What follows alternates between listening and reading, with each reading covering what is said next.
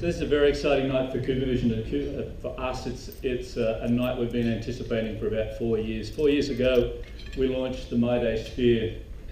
And when we asked the audience questions, the first question that was asked was not how much is it, where are the fit kits, fit sets, it was when is the Toric coming out? Well, 4 years later, the Toric is here. The most anticipated lens, certainly from CooperVision and from what we hear out in the market, perhaps one of the most anticipated lenses in a long time. Tonight we have two guests, one that you'll be familiar with and one that you will be familiar with by the end of the evening. I'd like to start the evening off by welcoming Joe Tanner, our Professional Services Manager. Thank you, Joe.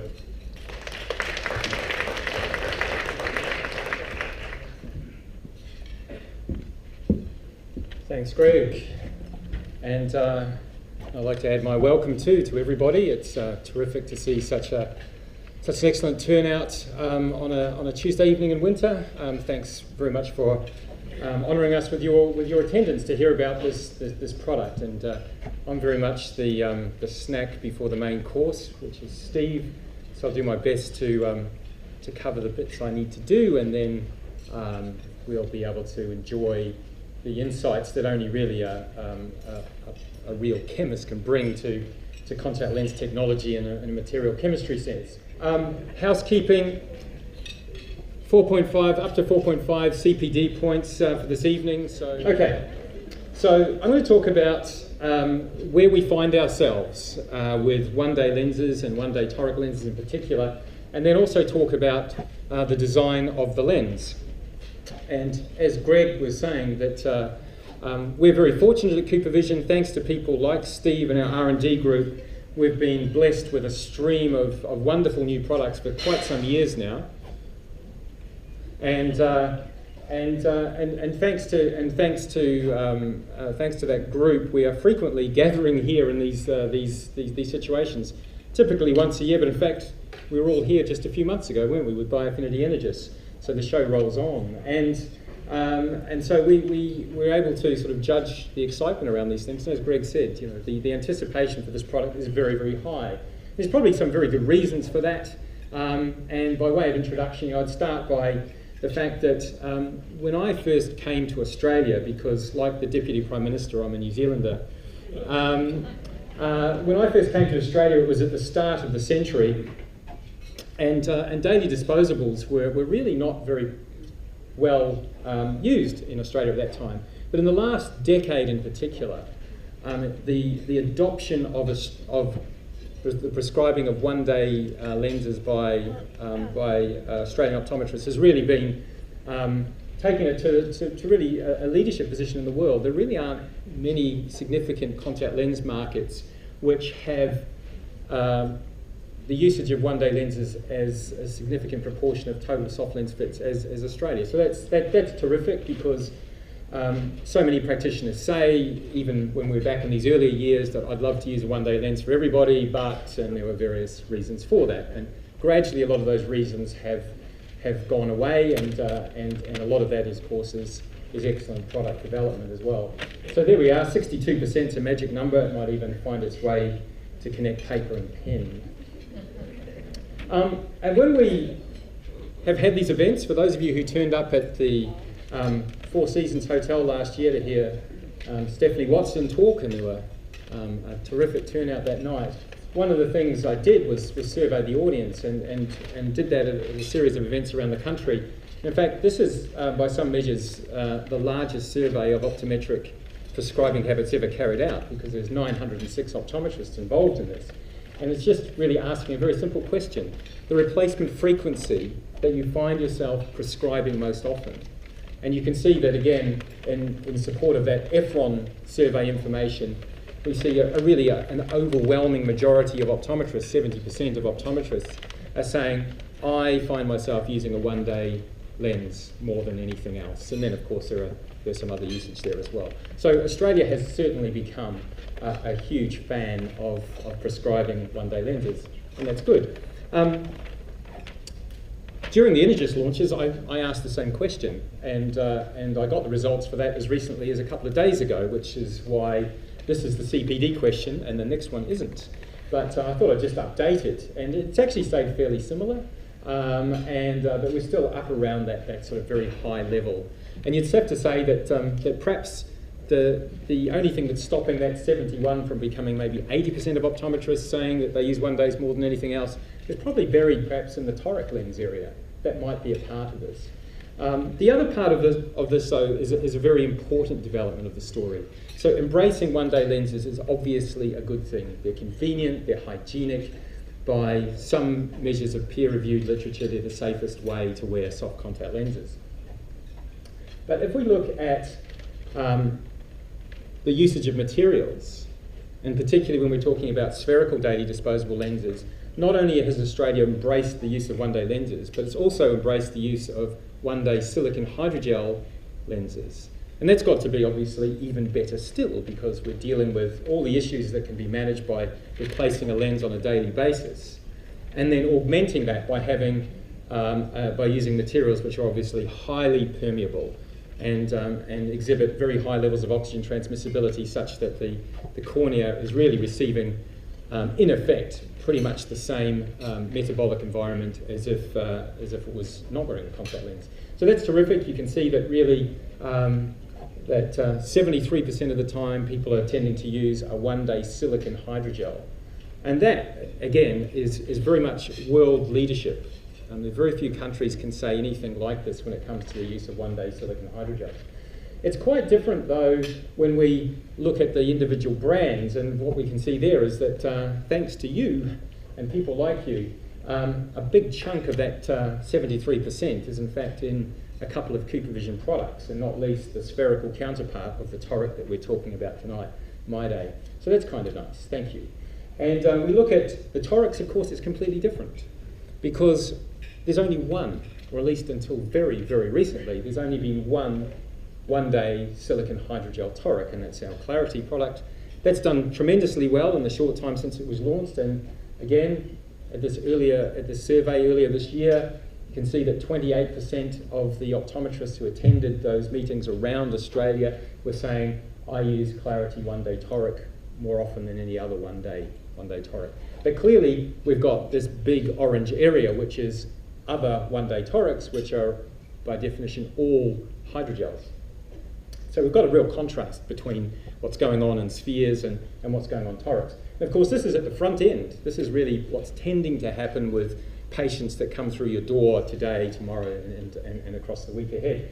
And if we think about the patients, the existing patients who've been fitted over, say, the past 5 to 10 years that we've had these 1 day Torics, obviously the overwhelming majority of them are in a low decay, low oxygen material.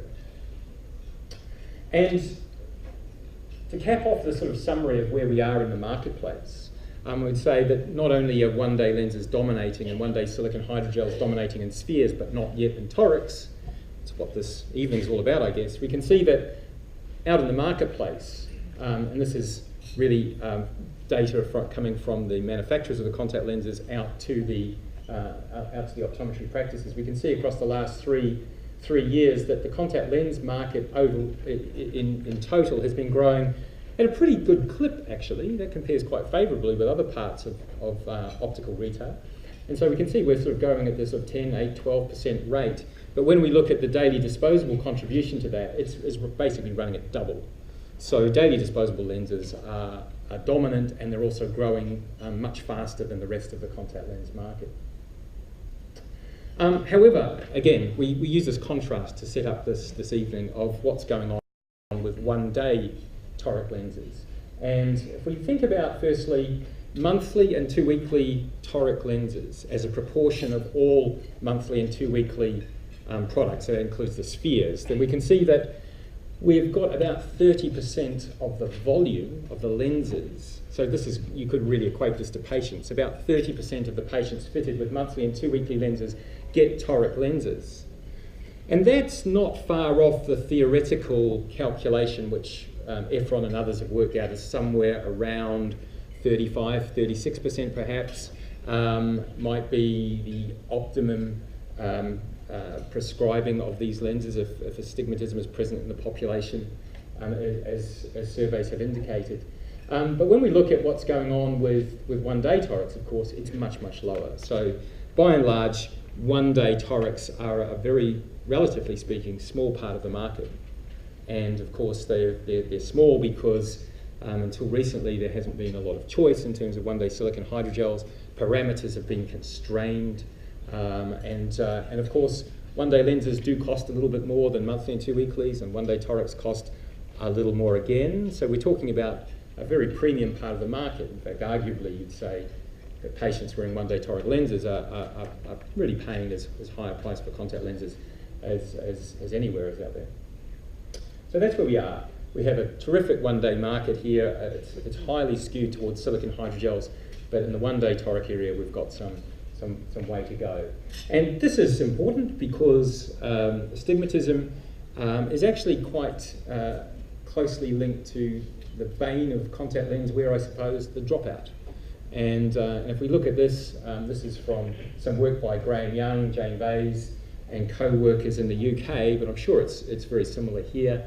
And what they divined is that really nearly 2/3 of patient dropouts have astigmatism of at least 0.75 diopters in one eye.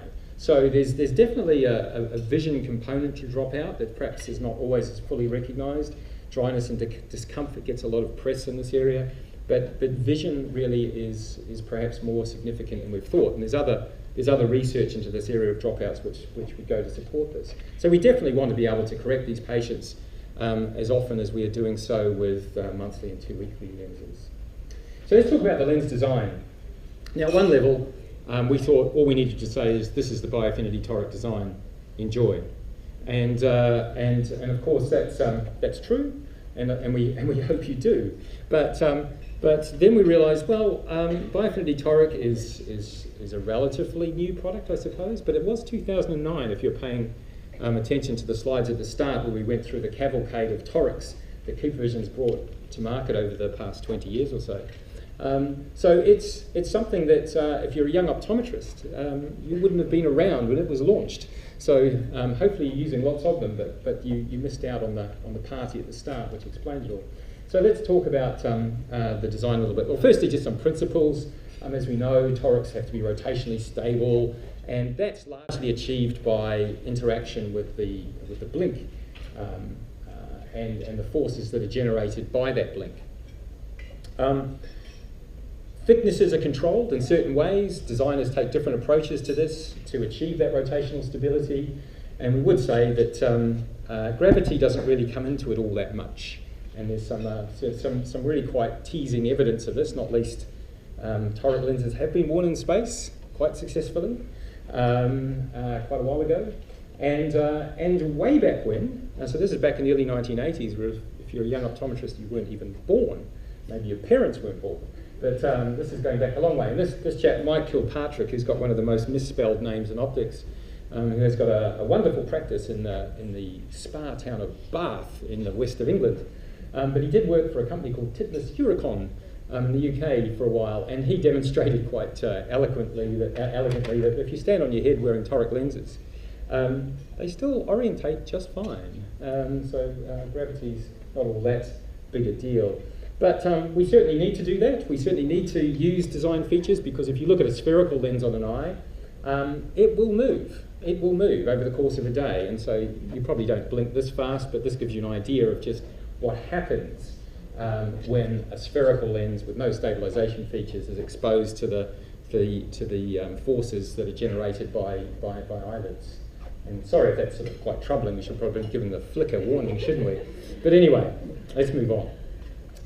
Michael Collins up at QUT has done some wonderful stuff with cameras that they now use in cricket matches to show people hitting cricket balls in very slow motion to classical music. Don't know why they always use classical music, but this is neither blinking at 1,000 frames per second, and you can see that it's a complex action. The top lid is coming down and perhaps a little bit in towards the nose, but the bottom lid in particular is very interesting because it's largely a sideways motion.